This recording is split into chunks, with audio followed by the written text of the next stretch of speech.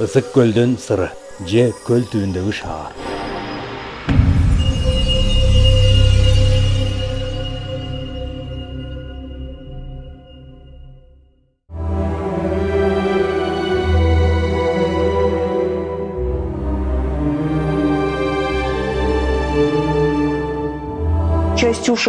Кармагыч кулакчалардын экөө тик, асууга ылайыкталса, эки кулакчасы жаткан таризде көтөргөнгө ыңгайлуу болуп жасалган. Бардыгы тең ширетилип бекитилген. Абдан кылдат жана кооз ширетилген. Атүгүл азыркы техникалык мүмкүнчүлүк да бул буюмдун деңгээлин жогорку экендигин тастыктайт. Бул буюм албетте кол менен жасалган. Бирок бул буюмду бир кезде кантип жасашкандыгын тилекке каршы биз айта албайбыз.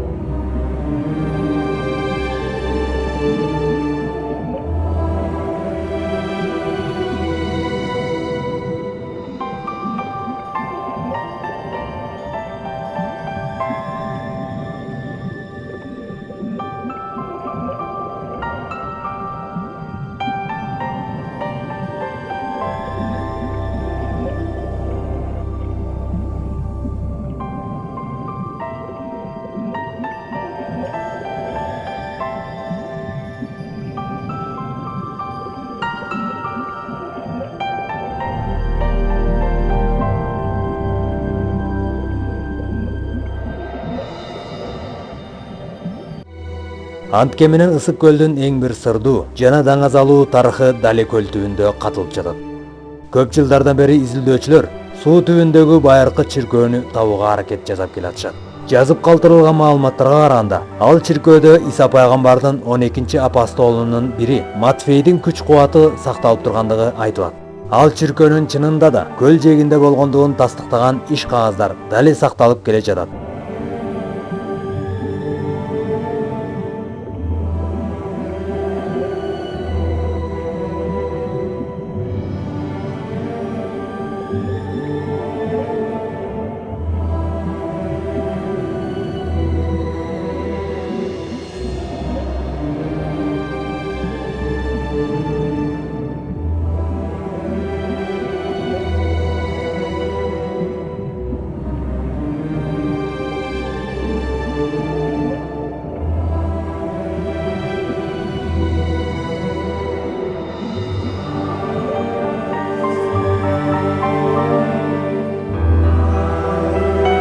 Бул чиркөөнүн турган жайын орто кылымда чийилген Каталон картасы да көргөзүп турат.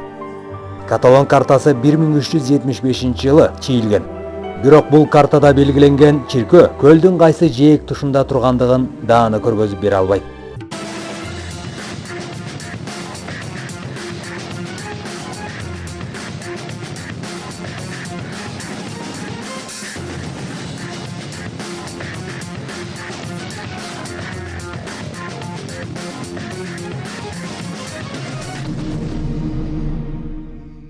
Байыркы болмуштардын биринде көлдүн түндүк тарабында Иса пайгамбардын апостолдорунун бири, тагыраак айтканда Иса пайгамбардын окуусун уланткан шакирттеринин бири Матфейден салдырган армян чиркөөсү болгондугу айтылат.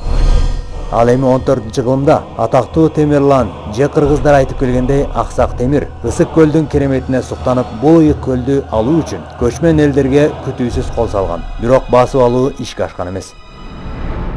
Мындан сырткары бир кезде атагы таш жарган Чыңгыз хан бул аймакка өзүнүн байлыгын да каттыргандыгы айрым болмуштарда айтылып келет.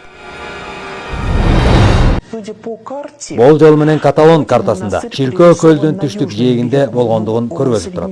Бирок орто кылымдагы карталардын көбүндө аймак чектердин белгилери тартылган. Тактык боюнча күмөн ойду жаратат. Анан да чиркөөнүн көлдүн түштүк тарабында болгондугу ажырым ойду жаратат. Андыктан чиркөөнүн кайда болгондугун аныктоого эч мүмкүн эмес.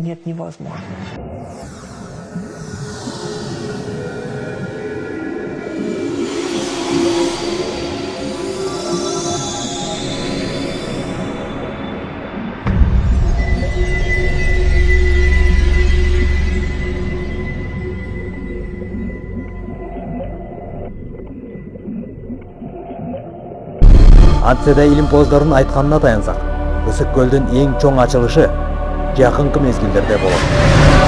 Бирок бул ачылышты изилдөө ондогон жылдарды эмес, жүздөгөн жылдарды талап кылат.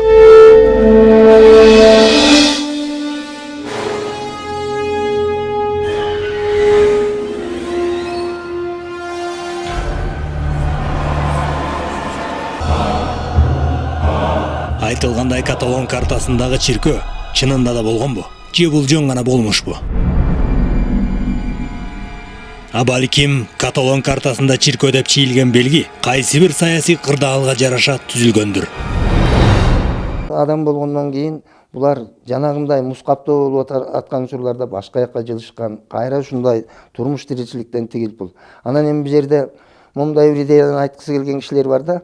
Бул жер кыргыздардын жери эмес, анан кийин башка тигиндей мындайлар болгон, анан тиги жерде тигиндей болгон, бул жерде мындай. Бул жерде кыргыздар эле жашаган, капкачандан бери, жер замандан бери. Ал эмес кыргыздардын жашаган жерлери толуп атат, көп. Мына Тибеттеги кыргыздар эмне, алдыгы Сибирдеги Энисай дегендер, ал эмес даже алдыгы Манчжурияга чейин болгон кыргыздар. Ал эмес мына алдыгы кыпчактар деген деле кыргыздардын түгөйлөр, алдыгы неме Венгрияга чейин неме жашап атпай бүт бойдон. Бар мындайлар. Бирок ошондо тигилер дагы көчүп конуу менен мындай аралашып турушкан. Анан кыргыздарда бир ушундай нерсе болгон, эгерде жамандык кылбаса, тигиндей мындай кылбаса, ал кимди болсо өзүнүн арасында жашата берген. Келген алар ушул жерде тиягында мына мисалы үчүн эманы айтып атышат, бул Тескей жагында эле болгон, Күнгей жагында болгон эмес деген сөздөр бар. А Тескей жагында башка элдер жашап турган. Тиягында тигилер келип жашап калган. Андан кийин заман деген, кылым деген укмушогошкон да бул. Мисалы үчүн биз шаманизмде турганбыз. Шаманизмден кийин ислам дини келип туруп калды. Андан кийин дагы толуп аткан диндер, мына бүгүнкү күндө эле канча секталар кирип келип атат. Мына ушул сыяктуу нерселерди ар ким өзүнүн динин алып келип койгон. Анан кыргыздарда ушундай бир жакшы нерсе болгон, жанагы асырда эле бар да, жана меймандоштук, анан тегил пул деген. Ким өзүнүн динин кармаса, ошол динине коюп койгон, пускай өзүнүн динин кармап немесин, бизге да тийбесин, ал да тийбесин. Анан бул абдан чоң, жанагы батыш менен чыгышты бириктирип турган жана жибек жолдун эң үчүнчү тисмеги ушул көл аркылуу өтөт. Экинчиси могу Борбордук Тяньшан, могу биздин ат башы Нарын аркылуу, Торгарт аркылуу мындайынан өтөт. А биринчиси болсо тетиги Алай тияк менен өтөт эмеспи? Анан мына ушул сыяктуу жолдордун жолдун тоомунда болуп тургандыктан бул жерде ар кандай элдер жашаган. Бул жерде кыргыздар да жашап турган. Эң акырында эле жана Тимурдун чабуулунда бияктын баарын талкалап анан бул жерде эң калганда. Мына ушундай маселелер. Бул жерде ошол алардын жанагы немени салгандыгы чын эле болуш керек. Алар да жашаган, бирок алардын родинасы бул деп айта албайм мен мисалы үчүн. Бул жер кыргыздардын эле жери болгон.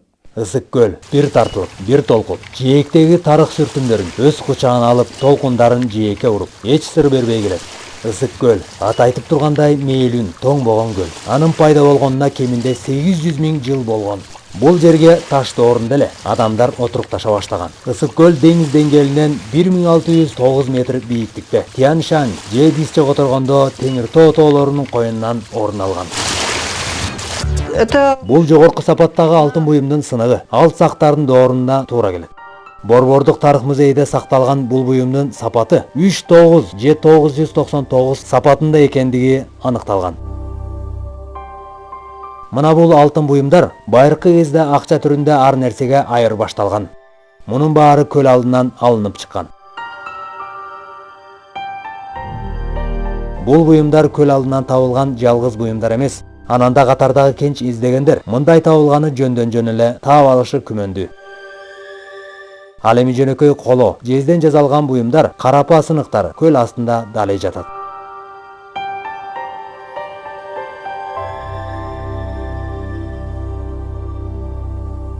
У нас есть Бизде сактардын маданиятына тийиштүү от казандар сакталып турат. Алардын бул жерде чоңу да, кичинеси да бар. Бирок алардан айырмаланган, коштун бутундай жасалган буттары бар от казан өзгөчө баалуулугу менен сөз кылууга арзыйт.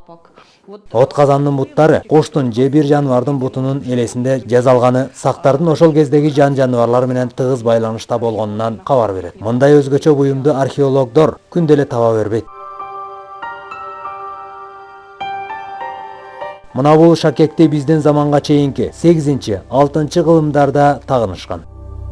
Ал эми анын бетиндеги сүрөт немис крест эмес, тескерисинче күндүн элеси түшүрүлгөн. Он вошел. Бул орнамент бир гана бул элде эмес, башка элдерде да болгон. Тагыраак айтканда, азыркы учурда да кыргыз элинин улуттук оюларында, орус элдеринин, Индия элдеринин улуттук кол өнөрчүлүгүнөн да кезиктирүүгө болот. Байыркы заманда бул орнаментти кандай колдонушса, азыр да ошондой колдонуп келе жатышат.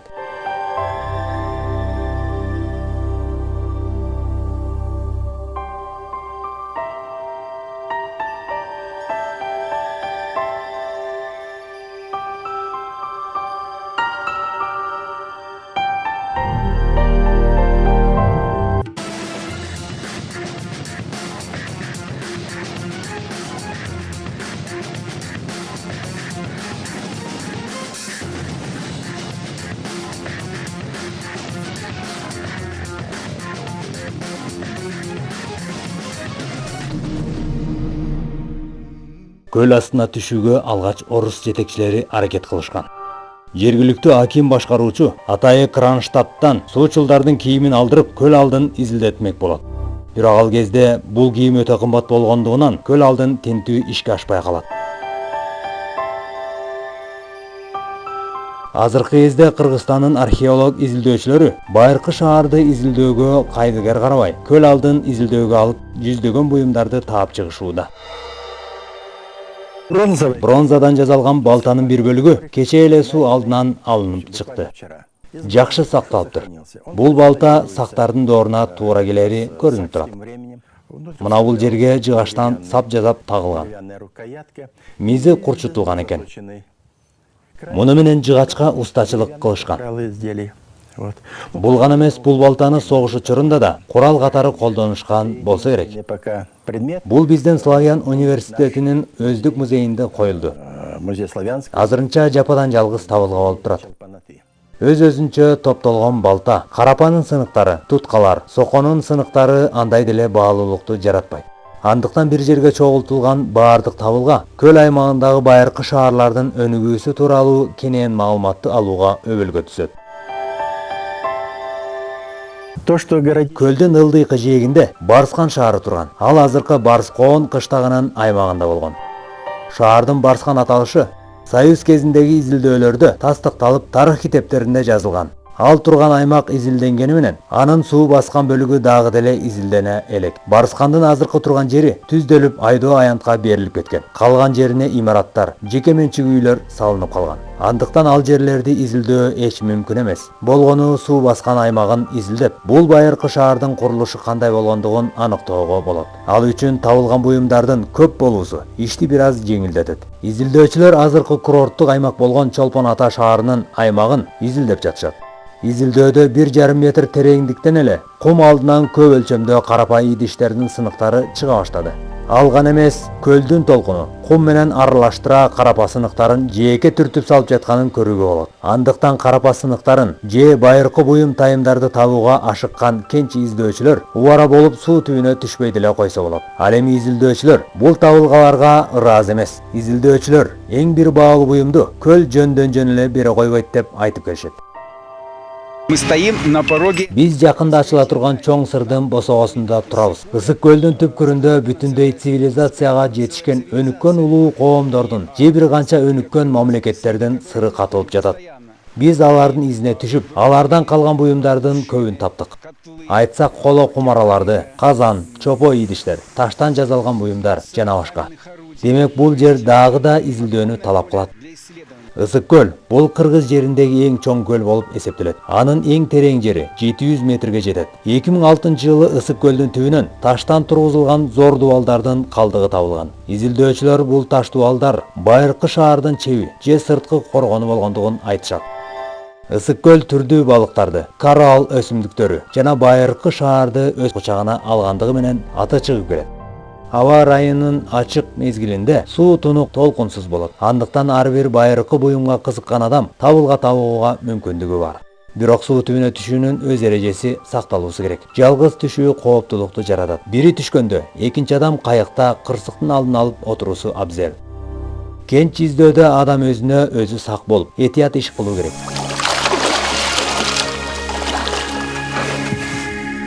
Табылган табылга этияттык менен өйдө алып чыгууну талап кылат. Ананда суу түбүндө кыймыл жасап, иш кылуу оңойлтоң иш эмес. Кургакта жер казып иш кылгандан да суу түбүндө табылганы кумдан арылтуу иши азаптуу түйшүктү жаратат. Казылган жерге кум бат эле толуп калгандыктан ар бир табылган буюм алтынга тете баалуу.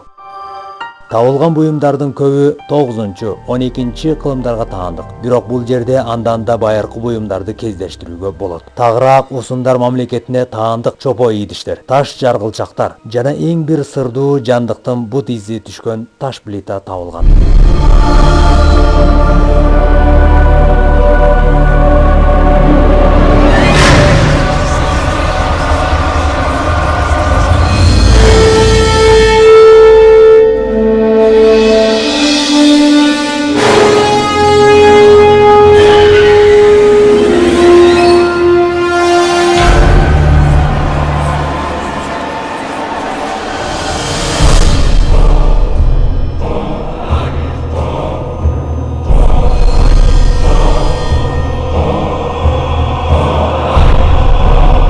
Фильмди которгон жана үн коштогон Токтосун Жакыпов.